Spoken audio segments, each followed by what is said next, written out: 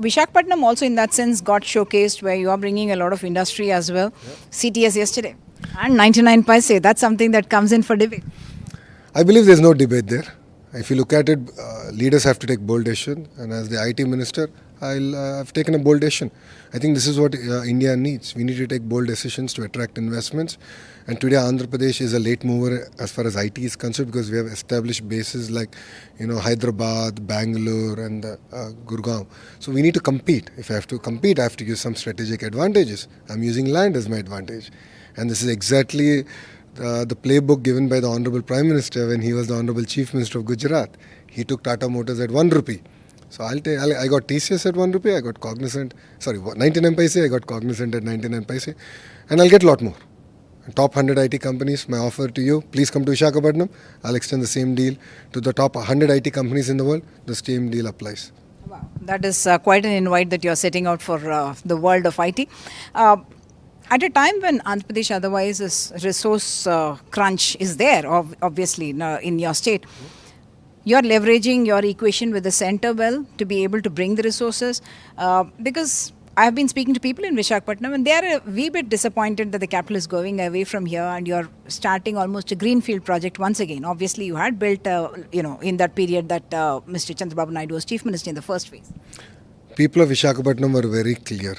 They said they want economic development and they're getting it. The new airport is under construction. You have TCS here. You have Cognizant here. India's largest steel plant is coming here. This is going to be the hub for the world for chemical and pharma manufacturing. We are already India's hub for medical devices manufacturing. And this is all in and around Visakhapatnam.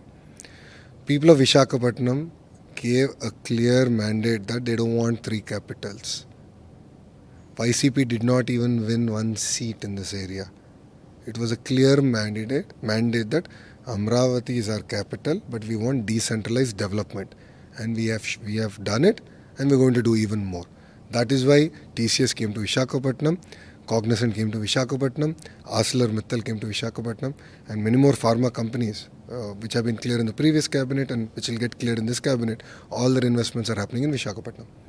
Mr. Naidu also spoke about developing Rayalaseema, getting the Polavaram Bankacherla project, and that has run into trouble because Telangana is raising objections, saying that you're taking away our rights and there is no statistic.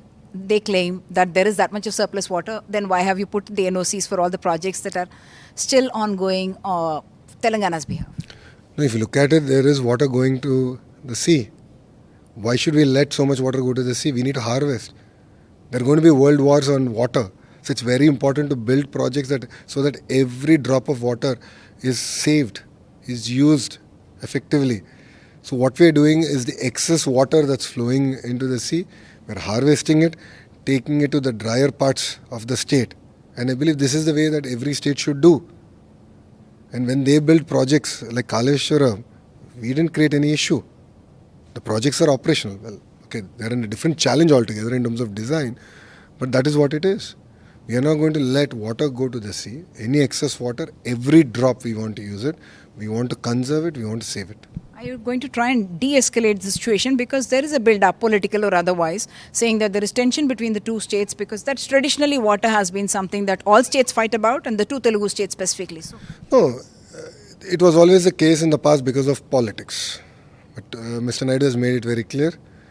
Two Telugu states, we have to prosper together. We were a combined state, now we are a bifurcated state. Let's work together. We are not here to steal anything from each other. I think together we can do a lot more. And that was the message that the Honorable Chief Minister gave in his press conference, and we all stand by it. Okay. Your Red Book is always in discussion everywhere. People keep quoting the Red Book and saying we are also making a similar one. Is that something that you think political parties need to do? Because it seems to become a case of victimization when you come into power, especially for the bureaucrats or others who were involved with the previous regime. Well, if they break the law, do you want me to keep quiet?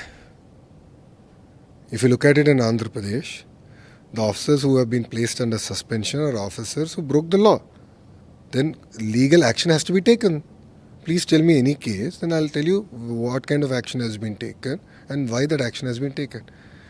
In my Red Book, and this was my promise to the people, I did close to 100 public meetings where I showed a book and I said that people who broke the law will face the music. So let's take Visakhapatnam as an example.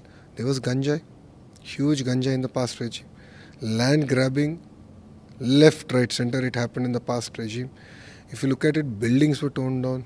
Though they had all the permissions, they would come Saturday, tear down the buildings. It could be political leaders or it could be citizens who are not willing to sell land to them. Buildings were torn down. If you look at it, like assets were taken over. Kakinada port is a point in case. So if you put a gun, steal assets and take it off, you expect us to keep quiet as a state? As a Telugu Desam party, we believe in law and order. Look at our history since 82. We stood by it. So anyone who breaks the law will face the music. And that's exactly what I've said in every speech of mine, in every public meeting. And I truly stand by it today. One final thing, Rapa Rapa has become a controversy now. But does that also reflect the level of debate here? Because attacks, in many senses, are quite personal in Andhra Pradesh. They are very sharp, they are very personal as well, whether it's on social media or leaders talking about each other. I mean, if you look at it, we've never taken a shot below the belt. We've never dealt it like that. We've always been respectable about the Honorable former Chief Minister and Pulivendal MLA. We never ever did anything to defame him or his family. We would always speak about the issue. When our Karyakarta knowingly or unknowingly put a post against Jagan Mohan Reddy's wife, we took action. He went to judicial remand. He went to jail. Did Jagan Mohan Reddy ever take an action like that? When my mom was offended, when my wife was insulted, when I was personally insulted, his own MLAs, his own MPs, his own ministers used foul language against public representatives, against people. Did he take ever an action? And today the sad part is he's saying there's nothing wrong with a flexi. That means he's promoting violence.